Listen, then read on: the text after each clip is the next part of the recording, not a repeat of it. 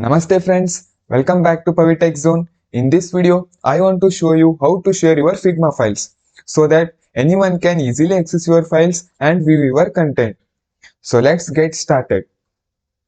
Open your Figma and just open any of your files which you have already created, and in order to share your files, just go to the right corner of the top bar of your file and just hit on share button.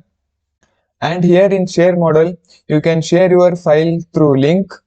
You can just click on copy link and you can share this link to any of your friends through email, WhatsApp or any other platforms so they can easily access your files. And second step is that share your files by email. You can provide email to whom you want to send your files, and you can set the option for the viewer that they can only view the content or they can edit the content. And once you provide the email, you can click on invite. So the third step is to publish your file to the community. For that, you can just hit on publish to community and click on publish. You must provide the name to the file and you should select the category of which category does your content belongs, like education, icon, libraries or software development templates. You can choose according to your content. So I will go with design tools.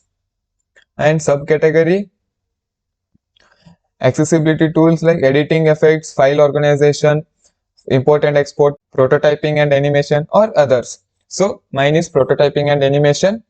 You can provide the description according to your content and any related tags. You can select the option to preview.